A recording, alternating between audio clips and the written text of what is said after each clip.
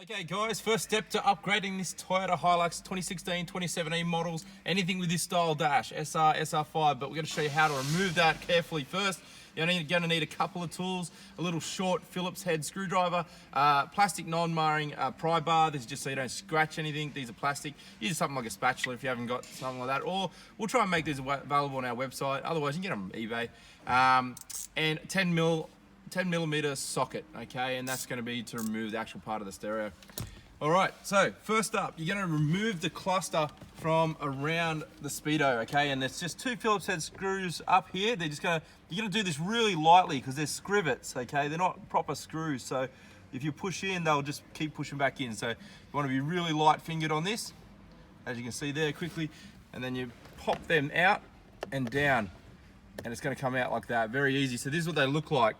Okay, so as you can see, if you push them back in, it spreads it back out. So that's why I'm saying you just undo it very lightly. So there's two of those, one on either side here. And you just quickly undo them. Excuse the fingers in front of the camera, but it just makes it quicker for you guys. All right, so be careful not to drop those, but sometimes you'll pull out the center like that and you won't get the top bit, but you can actually just put your hand under it, and when you pop down with the plastic pry bar, it will actually just pop down into your hand as well. All right, so you can actually lever that around. You can just go around the edge and pull that down. So you still haven't got that scrivet out, but I'll show you how we'll get that. So as you're pulling this down, just put our hand under it, and there you go, popped it out. I just dropped it, but got it there. Now you can drop the the steering wheel down a bit. It's gonna give you a bit more room.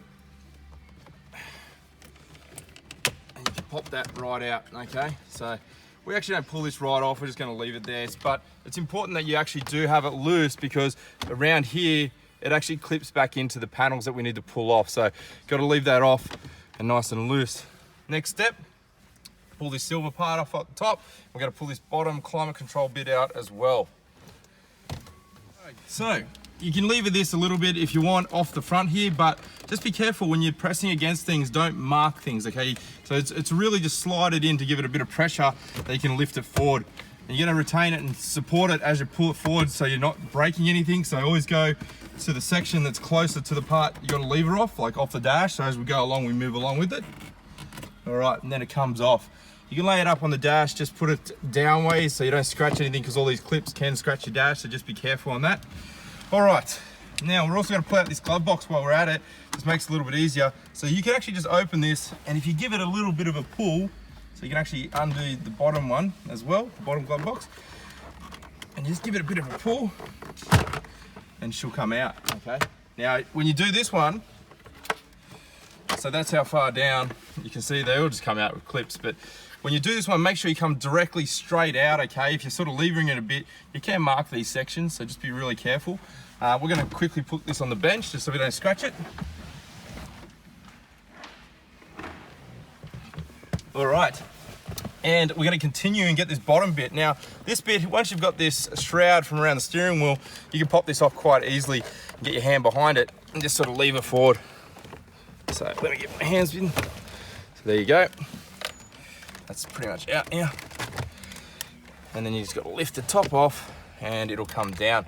Now, this, you can pull it right out if you want to, or you can just get it out of your way. There's a couple of clips on the back of it. We're going to show you how to pull them off, but they've just got locking tabs on the top of them. So you just push that down and you pull it out, okay? So there's two of them, and there's three, the third one over here.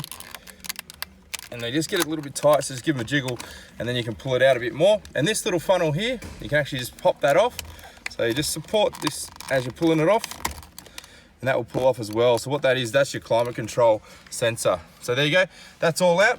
Now we're gonna get the 4 screws that are on this unit. So put this on the bench or out of the way, so you're not gonna scratch that. We're just gonna leave it here for the sake of the video. But there's 4 screws, there's 2 under the bottom. They're 10mm, or they're actually Phillips head as well, but you can strip the Phillips, so there's 2 on top as well, 1 on either side. Now they're very quick and easy to do anti-clockwise. For those people that don't know, we'll be able to undo them. Just be careful not to drop them. Dropping screws is never fun.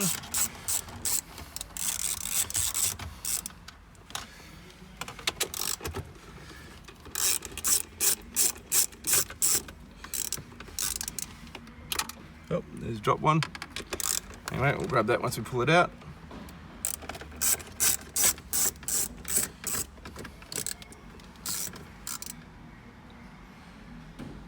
You can lightly pull them out and you can get them, so it's a little bit easier not to drop them, but you can see it there. So we'll pull this out and we'll actually get it as we're pulling it out. Now, just going to pull this forward. Just going to support it as we pull it forward. Oh, still clipped in. There we go. Just make sure we don't scratch it on the other piece of the dash. And she's off. Now, I'm going to pull this forward. As you can see, the left-hand side or passenger side, there's a plug over here. And that is not always there on all the vehicles because it's only on the SR5s that have this seatbelt warning on the front, okay? So you'll have to undo that first. Now again, it's just got a little locking tab on the top of it. That makes you a little bit easier to get behind it. Once you get behind it, we can unplug all these plugs on the back. They're not gonna matter so much, but I'll run you through what they are. This is just your main powers here on the bottom, powers and speakers. So these two here, I'm gonna show you that. That's how we're gonna power the new stereo. And we're also gonna unplug this section here. Okay, this is actually your reverse camera, your factory reverse camera. So some of the guys that have the, you know, swap the tray out, you can actually not use that, but we're gonna show you how to adapt the factory camera. But if you had an aftermarket camera, we'll show you how to wire that as well. Now, another plug here. This one's got all your steering wheel controls in this one. Okay, that's the main reason for that one. And it also has your reverse light trigger. And then you got a couple more plugs on the back. All of these things have locking tabs on top. So this one is your antenna for your stereo. So this little one here, which we're not going to use anymore, is your GPS receiver. And then we have two more down the bottom. So that's another GPS antenna. So those two, we're actually not going to use them when we put the new stereo in. And your final one down the bottom here, this little gray one, is your USB. So that's actually going to retain your factory USB, which is down the bottom. Here it is here, you can see it. So we're actually going to retain the USB on this vehicle as well. We're not going to retain the AUX, and there's a reason for that is because cars have an AUX that is generally 2-pole, which will do your music only, whereas the new ones on the Kenwoods and stuff, or any aftermarket stereo, generally are a 3-pole, which will do video as well as music. So they generally can't be adapted, but you're not really going to need to because your new stereo is going to have USB, you know, Bluetooth. This new Kenwood one has Wi-Fi for the Android guys. So they can screen mirror, you know, all those sort of options. So you don't really need the AUX. I mean, it's really an old school type of thing, but the USBs are cool. We're gonna have 2 USBs on this car now. So there you have it, guys. That's the stereo out. Pretty quick and easy, only a couple of tools.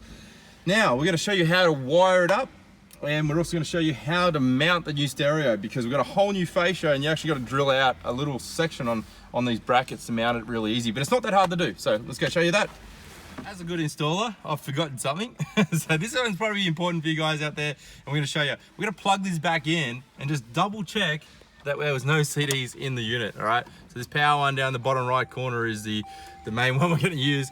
Dave on the camera has just turned the car on for me, and we're just gonna make sure there's no CDs in here because once you got it out, you know, you can't get the CDs out if you need them. Well, it looks like there's none in there. There's a bit of clunky factory Toyota unit, so you can see, look how long this takes to boot up. But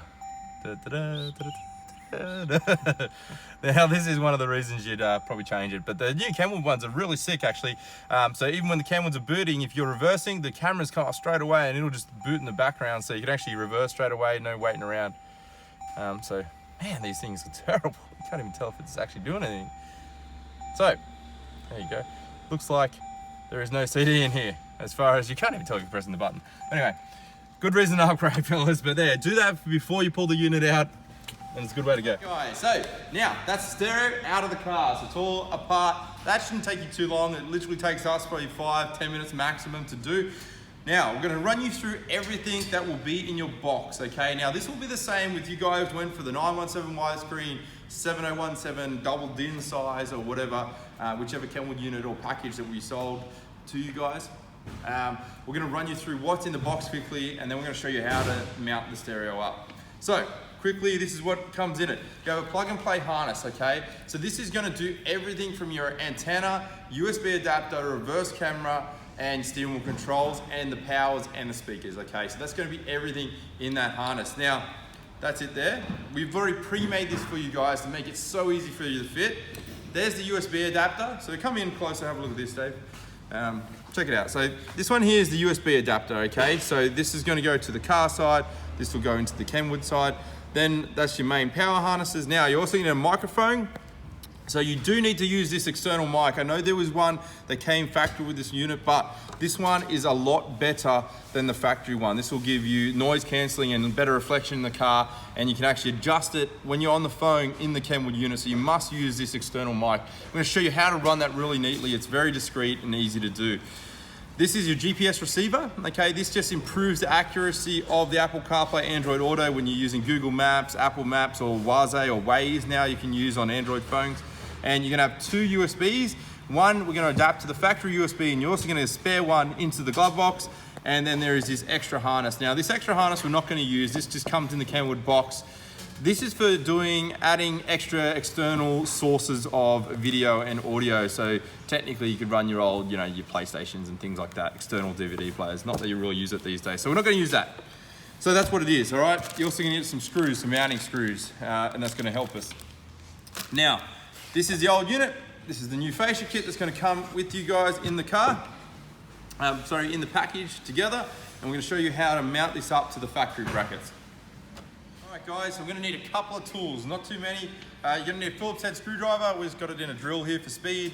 You will need another drill with a drill bit on the end. We're just gonna elongate one of the holes to make your bracket mounting a little bit easier. And probably little flat blades or little picks, and we're gonna use that to get these little clips off the back. So let's run you through how to pull this unit apart first. So we've gone through all that stuff. We'll move them out of the way. Now we have a carpeted bench here. So this is just so we don't scratch any of this original stuff. So if you're gonna lay this down, make sure you got something soft to lay it on, cloth or something. So we can lay this down without scratching anything. Now, you're gonna undo just all these bolts because we need these brackets is what we're gonna use, okay? So we're gonna quickly undo those. I think, that's stripped out, give me a second.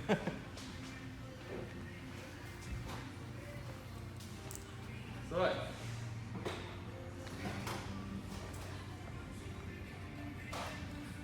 if it strips out like that, we still filming there? Yep, still filming, sweet. So if that ever happens, you can use an 8mm socket to undo these, all right? Because if you just want to undo it, it can strip out the little screws there if it's in there real tight. Because it's just a factory Toyota unit, so they do it up by machine, so they actually can be quite tight. So just undo them with an 8mm socket if you have one, and then you'll be able to undo them with the drill. But good example of what happens when that happens. So we can undo all these really quickly.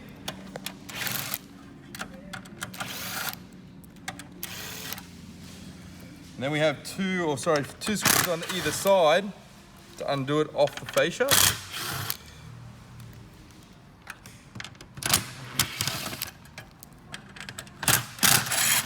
All right, now they're undone, okay? So they're completely loose. So the reason we're doing it on a bench is because that unit will now fall out. So just be careful on what's left and right. And we're gonna leave them left and right on the bench here to make life easy for ourselves. Now, while we're at it, we're gonna take these little clips off. So we are gonna use them on the new unit. These two white ones do go in the center of the new fascia. So this is the new fascia, we'll show you. All right, so you can actually see that it's gonna be exactly the same as you can see here. All right, exactly the same. So you put the two white ones in the center, the yellow around the edges. Now, we're gonna pull them off the old unit for now. We're not gonna put them on the new one until later because we trial fit this up to the car. So we're actually not gonna do that straight away, but we're gonna continue to dismantle this thing. So you're gonna take your picks and put them behind these and clip them up.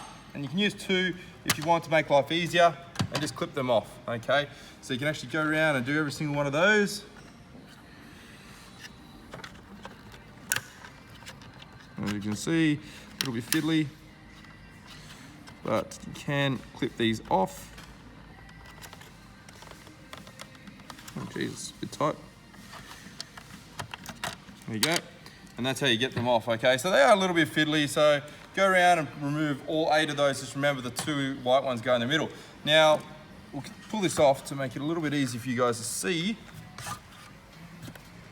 All right, so that's the old unit. Just move that out of the way. Now, the other thing we're gonna do, on the SR5s, you have this portion here. This is your seatbelt light, okay, guys?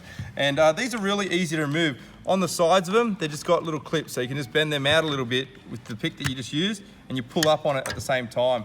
and that will come off.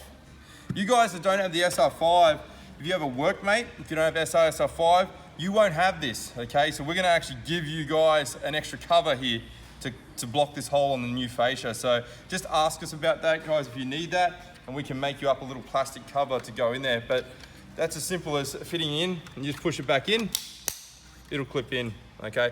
So as you can see, that's very easy. You can do that straight away. So I'm gonna pull those off camera, go around and get all those clips off for you. And we're gonna show you how the brackets mount on the unit now. All right guys, so we've taken all those clips off now, and we've got our brackets. They actually say PR for right and left, okay, on them, and they also have an up arrow, so you're not really gonna get those mixed up, so they are there. Now, what you're gonna have to do on these brackets to make the stereo fit perfectly, you actually have to drill out one of these holes on either side of the bracket, okay? So it's this bottom one. So these were on the fascia panel like this, okay? So we're just taking them straight off, so it's easy to do, so just give you a bit of guidance. And it's the bottom one on the inside, okay, near the angle bit here. So we're gonna drill right next to it because we need to elongate those holes so it'll fit any aftermarket stereo. So this is how you do it.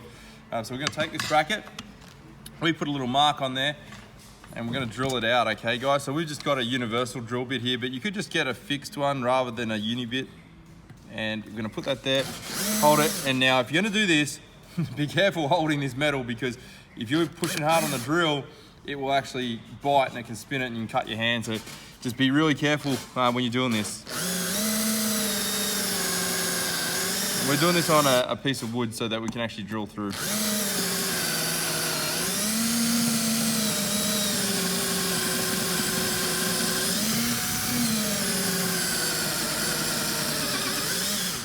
So there you go, we've drilled a hole through. Once you've actually got it through, you'll be able to move it a little bit. Like I said, hold it, so if it does bite, you're not gonna fling it around and cut your hand open. This is why we use a uni bit. Sort of elongates it out a bit, okay? So that'll be how you finish up your holes, because when we put them on the side of the unit, I'll show you what I'm talking about. So this is the Kenwood unit. All right, where we put these on the side here, so we line the top hole up with the top hole on the closest, on the Kenwood unit. So this is on the driver's side. So we would do that one up, and down the bottom here, let me show you, it's a little bit hard to show you with one hand. Let me do it up, it's much easier. So we'll take some of these screws. So you can actually use these old screws, or you can actually use the new screws that came with the Kenwood unit. So I'm just gonna use the old ones. We're gonna put this top hole in. And once you nip that up, you'll see here, the bottom one, you've got to be able to do that up, and the hole's a little bit further back. Okay, so that's the reason that we actually go through and elongate that out. And that'll be it, how it'll mount up, okay guys? So very top corner of the unit, and the very opposing opposite side of the bracket as well. So very opposed, okay? And that will give you a nice firm bracket. Now, that will also give you a bit of play when you actually put it in the car. If you find the angle's a little bit off, you can actually adjust that a little bit. So I'll quickly do that for the other side as well.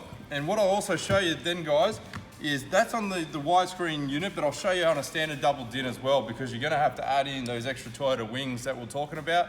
I'll show you that in just a sec. So let's just quickly drill this one while we're at it.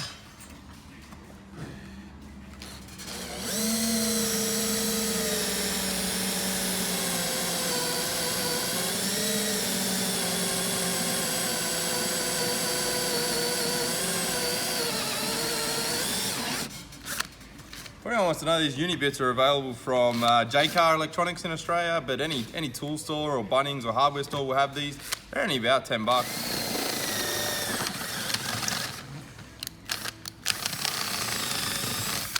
Okay, so that's that. So that's why we use a piece of wood. Get out of the way. Now, if you're going to do it like this, we vacuum our benches and get rid of these shavings so we don't scratch the dashes again, so just be aware of that as well. So, let's put this up on the side.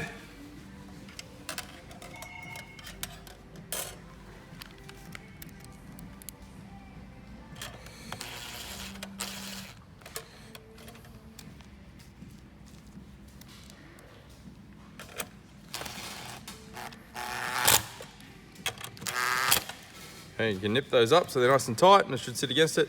Now these here, I like to make the bracket so this is straight up and down. Okay, so if you look at it, you got these straight up and down, there's a little bit of a gap here, and that's how you'll get the angle of the actual bracket. So both sides, look at it, nice and straight, very good. So you can tighten those up.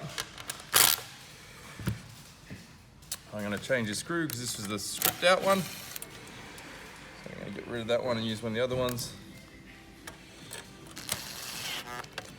Right, very easy to do. Okay, now, this is where it gets a little bit funny. You would presume this would mount back up onto the factory unit because this is the aftermarket one we've got. It actually does have the screw holes here, so you can actually see them. All right, but we're not gonna use them, okay? The unit itself will actually go into the dash like this, and then that will go on. So we'll put this in the car, and that's the reason we don't put these clips in, because we're gonna trial fit it up, make sure it's nice and centered, because otherwise you might wanna pull it out, adjust that screw a little bit to make it so it's perfectly straight, and that's how we get it done, okay? So for you guys that would have a different double din, I'll quickly show you that as well. Just make life a little bit easier. Just use the bench space here. So here's the double din, okay? So typically all double dins in the world have all these screw holes on the side for all different types of vehicles, Nissan, Toyota, etc. And they're pretty well standardized these days. They've had so many years to perfect it.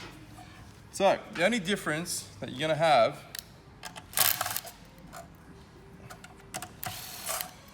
is when you move the brackets, you're gonna have these little Toyota wings, okay? So these clip over the front, and they give you that rounded edges. So these ones that are built for the Toyota already have that. As you can see, they'll line up to the holes. You'll be able to put the screws in, and that will fill up the gap in the unit. So you would then take the bracket and you'll put it over the top of that one. Okay, so you can see there, top hole will still line up. And again, you'd have to move the bracket. So see how I had to move it straight up and down here. So you can see that there, straight up and down, and then over on the bottom right.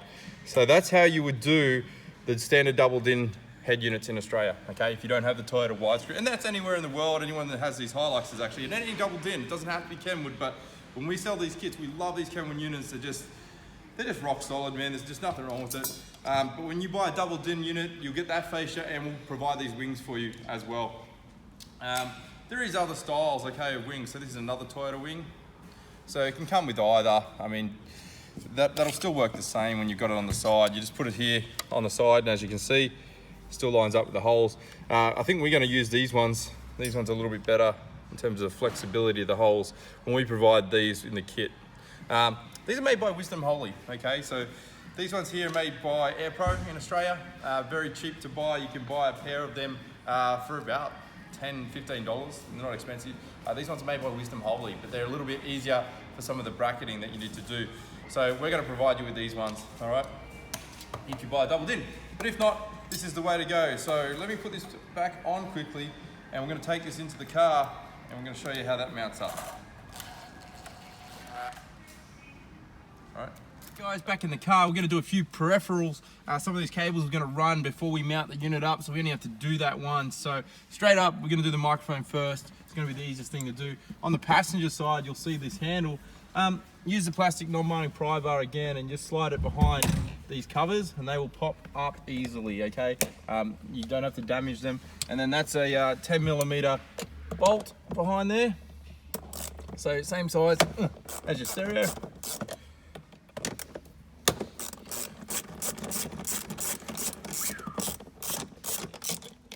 Undo that.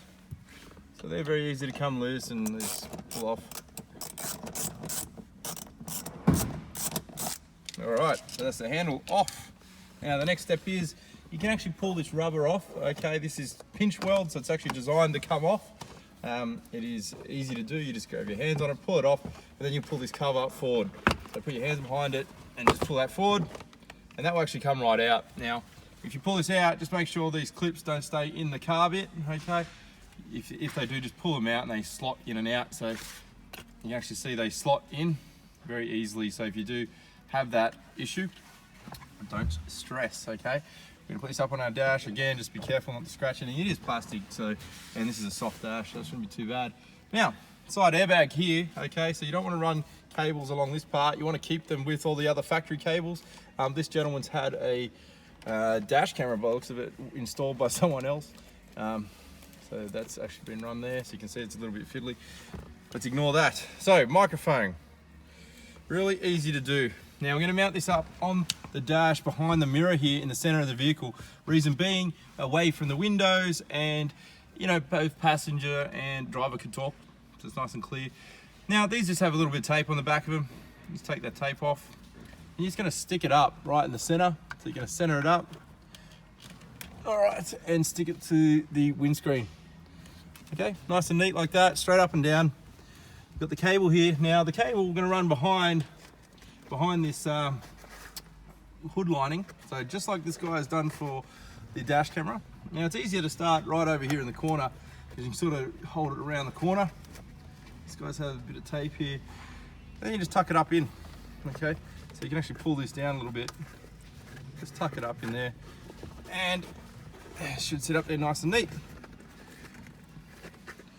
Now one of the things you can do, which I'm going to show you, you can actually put a little bit of double-sided tape around the cabling if you want to hold it up in there. So if you wrap double-sided tape around the cable, that will sit it there so it doesn't move.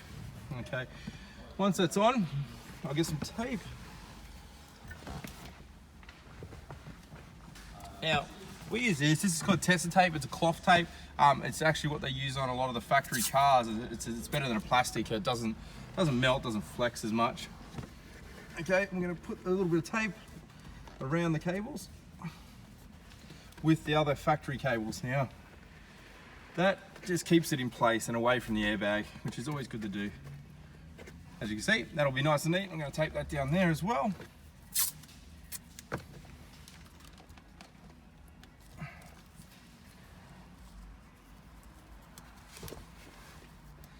Okay, very easy to do. So get that, guys. That's the dash camera that someone else has done.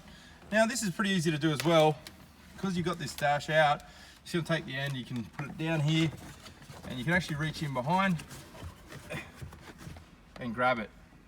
Put your hand in. You can see I just passed it through. Very easy to do, out of the way. Another thing you can do is you can actually take the tape.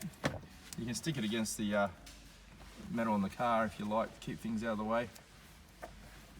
So it just keeps it nice and neat. What we're going to do is we're going to put this panel back up. So this has locator tabs. These just slide into the dash, so it's easy to put them in first. You'll see them in the car, and that will line up. And she's all back on. Okay, so very easy to do. You just push that all back on, make sure it's nice and neat. And there you have it. All right, we're gonna just do those up later and continue to show you how to run the microphone.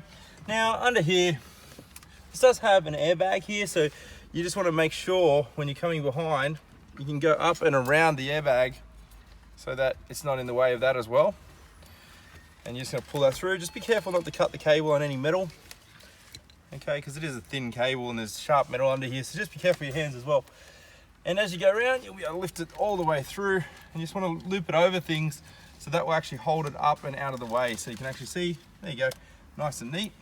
Now, while we're doing that, so we've got that out the center now for all our cables. We've got two USBs that come in the box with the Kenwoods because there's dual USB. One of them we're going to adapt to this factory position. Now, the one that you want to adapt to the factory position is actually going to be the black one. Now, this is vital important because the black one does Apple CarPlay, but it also does Android Auto, whereas the gray one will only do Android Auto and not Apple. So if you adapt the black one to this factory position, it allows you to use either smartphone in that factory position, okay? And the other USB we can actually run into our glove box, and that's just for using different like USB sticks or hard drives if you want to watch movies or have a different source or a second charging point for, you know, anyone else's passengers in the car can use that. So it's kind of cool. So we're just going to loop that back through into the glove box here. All right, and that's how we're going to run it. Or you can run it into the bottom one down the bottom here as well. So it just depends where you want to put it. I think if you use this top one, you got to go up through the top of the glove box. Drill a hole. Yeah. Okay. I think if you, Dave just said you have to drill a hole to mount it through the top one. So if you don't want to drill any holes, come through this bottom one. So I'll probably do that for this gentleman. because we don't know if you want holes drilled in his car, so it's always a good thing if you are going to do it. Depends on where you want to put it. There you go, you can come out through the bottom here, okay, and that will be in his bottom glove box for him, nice and neat. All right, so that's that USB. Now, to adapt you to the factory one, you're going to need this small USB adapter. Now, that will just plug in into the female end, like that. Oh, sorry, that's not how it's going to work. That's actually going to go into the back of the unit, so just ignore me on that one. And you won't use this black section, this black extension cable. So this will plug into the black on the actual unit, okay? Now, we'll get all these harnesses back out. So these are all the harnesses that we showed you when we were pulling it apart. So this one here, the gray one, so gray to gray, it'll only go in one way and it'll clip in. And like I said, remember that has to go to the black one on the Kenwood unit.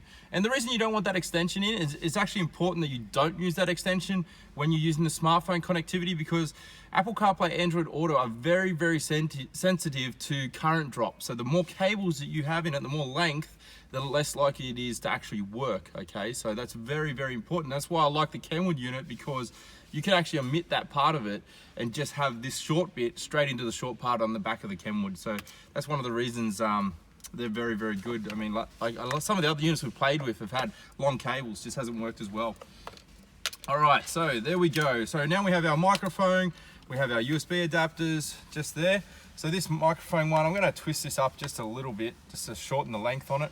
I'll put a bit of tape around it. So this tester tape also, we're gonna make available on our website, but you can actually buy it separately. I think it's around $5 a roll, so it's not the cheapest thing. You can buy it in sleeves of 16, okay? So we're only gonna put sleeves of 16 on our website because, you know, it's hard to ship that, but you know, you can break it up and sell it separately to your friends or whatever you want.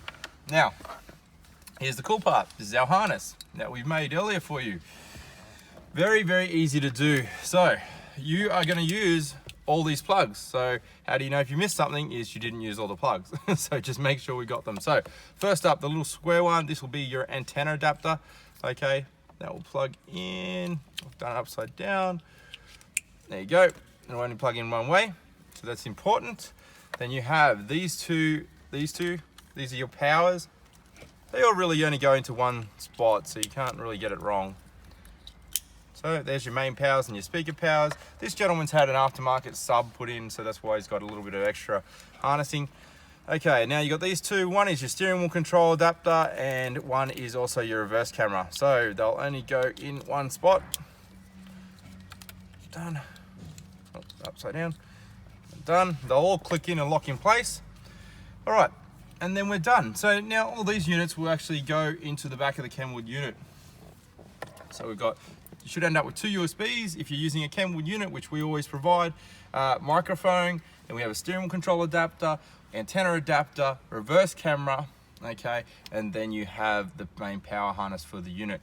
So that's everything that we're gonna need. Now this is cool, this is why we use Kenwood as well. Kenwood use these steering wheel remote interfaces that allows you to program your buttons, and you can even program voice recognition, volume up, down, whatever. We can map them to the vehicle that you have, and you don't need any extra adapters. So any other unit on the market, you're gonna need to spend an extra $100 to $200 on adapters, whereas the Kenwood has it all built in, okay? Some of the units have them built in. I think new Pioneer ones have it, but they don't provide you with this part of it. So we provide everything with these Kenwood units. So I'm gonna grab the unit now. Let's show you putting it in. Here you have it, guys, is the GPS receiver. So I just want to pick that up off the bench. So you make sure you have that. So when you put this down, make sure it's on your leg. You don't scratch any dash stuff around with these metal pieces, so just be really careful. This is double-sided tape. I'm just gonna stick that on the top of the unit. Probably put it towards the back here. And then you can plug that in as well. Again, only go in one spot. And that's pretty much all of it. Now, that doesn't matter that the GPS is actually under the dash because this is all plastic. So there's no metal above it, so it's not gonna interfere. GPS is line of sight, but thin plastic, it does read through, so it's no issues. Okay, just make sure all the cables are in. Oh, yep, there we go. And you can push that in. There's heaps of room, so you can actually just jiggle it around and put your hand behind here and pull the cables down if you need to. Just be careful not to unplug anything. And then we're going to put our 4 bolts in. So they just give me a hand there, as you can see. Now with this, we're only going to nip these up because we're actually going to move them around a little bit once we start to put the fascia in. So let's get that in there. Oh, there's a bit of cables around there. There we go. So when you actually do this, you don't want to make sure you don't put too much pressure on this because it will move the brackets. So just move the cables from behind. You got heaps of room to stick your hand in.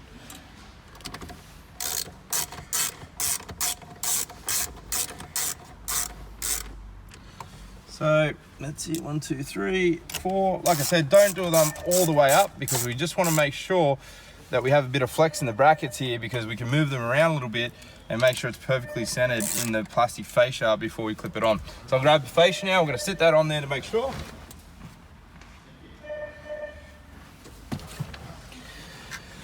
Alright, so here's the fascia, guys. So we're going to sit this on. You'll have these locators. We haven't put the tabs on yet, like we mentioned a little bit earlier. We're going to make sure we can sit that in the same location. So you actually be able to see where the tabs go. Alright. She's in, nice and neat. Perfect. Okay, so now what I was talking about is, see these edges, you want to make sure that it just sits nice and neat in that fascia. Okay, so see how we can play with the brackets a little bit. So we're just going to nip it up there so it's nice and centered. So let's push it up a little bit. When it's nice and centered, you can tighten it. That's that one. That's that one. Okay, I'm going to do this right hand side, so this one needs to go up a little bit. Now this is pretty important on these units here because these fascias actually flip down. So if you don't have a little bit of room between them, it's actually not going to flip down properly. So you can see here as that clips in, look, that's going to be perfect. All right, nice and sexy looking. So once we've done that, so you tighten them all up so you can pull this fascia off, and now we can put all our clips back on, and we're going to ensure that we still have our plugs out for the steering wheel control, which we've just put away here. So that's going to be, sorry, for the seat belts. Okay, so we're going to ensure that's out as well. We're going to plug that in as we put this on. Now, once we clip that on, we're going to program the steering wheel controls, make sure everything works as well. Actually, we might do that. We'll test everything before we clip this on, okay? Because if you need to pull it back out and fix anything, you can do that before it's all clipped on. So let's do that. All right, dudes, we've just turned on the power on this car, so it's actually just loading up. It should come up with some settings that we have to set up. A couple of seconds. All right, here's the main settings. Now, what you want to do, you want to make sure this demo mode is turned off because that will just flick through things that you don't need. Camera, you want to make sure reverse cam interruption is turned on. You can turn the parking guidelines off because if you're using the factory camera, it's already got guidelines on these Toyotas, but if you're using an aftermarket camera, you can turn those guidelines on and you can actually adjust the guidelines, okay? So that's a really cool feature of the Kenwoods, but we won't need it. This gentleman's using a factory camera. Okay, so that's all set up. You can change the language and display and clocks and a few things, but we won't need to do that. So just click finish. You can tick this to automatically remove this screen. It's just a warning about driving, you know, be safe while driving, and agree to that. It will load up every time, but it goes away after 10 seconds.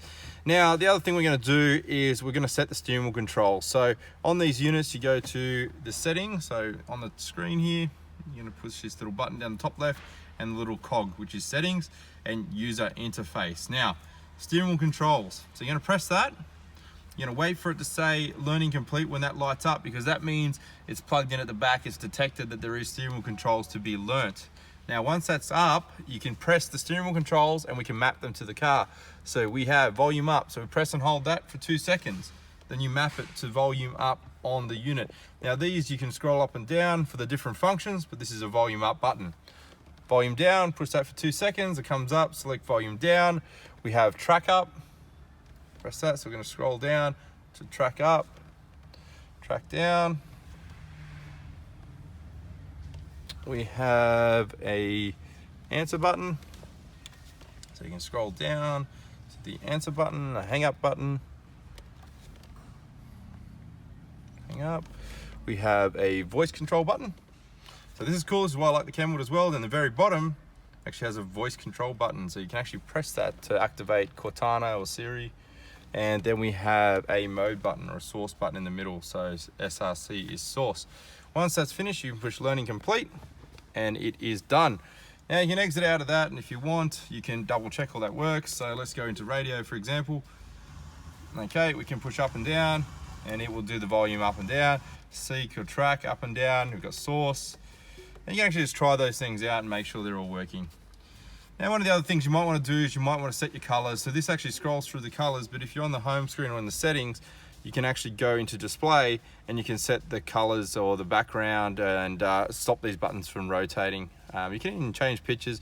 Viewing angle is another cool one for these Kenwood units, because if you're getting a lot of glare, you can actually change the viewing angle of the screen, and that will give you different visibility on the screen. It makes it a little bit clearer for some of those angles. Also down here on the Kenwood, on this unit, you can push the eject button. You can actually physically change the screen angle as well, so that also helps with the glare. So the other one just changes it visually, but this actually changes it physically. Okay, and you also have your CD, DVD behind. Now, when you put that fascia on, you do want to eject that down and make sure it fits nicely as well. The other thing you want to check is your reverse camera. So chuck it in reverse, make sure your reverse camera comes up. So that's the factory reverse camera, but our aftermarket cameras would provide a high resolution as well, and they're very clear, much like this. Ours do have guidelines available, but these like with the reverse cameras, but the Kenwood units have reverse cameras lines built in, so that's kind of cool as well. Another cool function of these radios is if you don't like any of these things along here, you can actually adjust them. So you can actually press and hold them and move them. Pandora is not available in Australia anymore, funnily enough. So it was on the unit before it came out, but Pandora pulled out of Australia. Now, air mirroring, this has the Wi-Fi in this unit for air mirroring for your Android phones. It is not supported anymore on the Apples. They're talking about releasing a patch, but we just don't know when it will be for the Apple guys that want Wi-Fi mirroring. When that does release, we'll announce it. You've got a phone button here for doing your Bluetooth, but you can try the USB as well. So if you have a smartphone, plug it in the USB and see if the Apple CarPlay or Android Auto comes up, and it will adapt to here. For Android guys, remember you need to download the Android Auto app. Apple, you don't need to download any app. It is just already there in the software. So there you go. That's all the unit. We're going to plug in the little clips. I'm going to show you how to piece it back together quickly as well. For the fascia, we're going to put the clips on now. We're going to do the two white one first. There is a direction on these. You can actually see, if you look at these when you actually do in the car, one has a flat side and one has a bump side. So the bump side goes to the top of the vehicle. Only on those two white ones will you have that. All the other yellow ones, which actually just push on, they're bi-directional, so you can actually put them on any direction. They just clip on, go around and punch them on. This car is so easy to do. It's like it's an awesome kit. I mean, with a plug and play like this, man, there's no reason you just can't do it yourself. All right, so that's we're going to plug in the steering wheel. Oh, sorry, I've said that twice now, but it is the actual seatbelt plugs, and then you can make sure this is out of the way. I'm going to go underneath the shroud from around the steering column, and we're going to push it all in once we line it all up.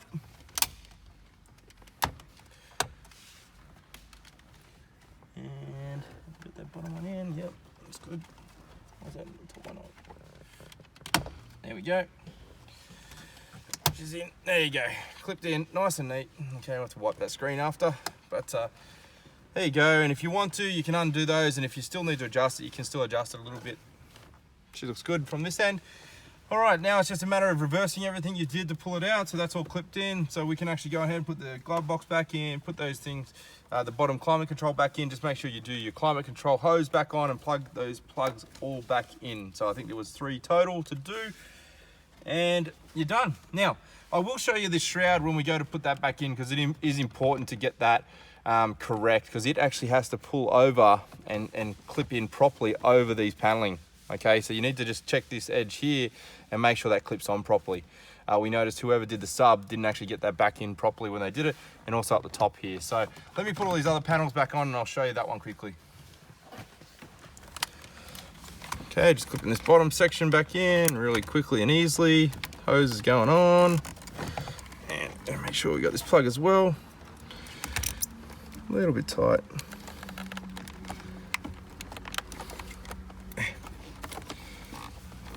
As you do, got it. All right. Let's get the jelly bean in the way. Push all that back in. Let's move his jelly bean out of the way. It's just killing us. Just gonna push all the cables in, nice and neat. There we go. All right, it's not clipped in properly over there. So just make sure your clips go in properly. You should hear them click. There we go. There we go, nice and neat, beautiful. So one more panel here, the silver bit, and away we go. Here we go. Again, with this one, make sure you just punch it in straight. You don't want to be clipping on anything. You can lever this one down, makes it easier.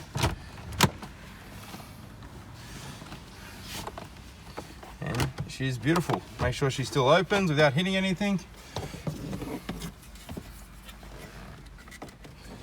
Silver piece goes in.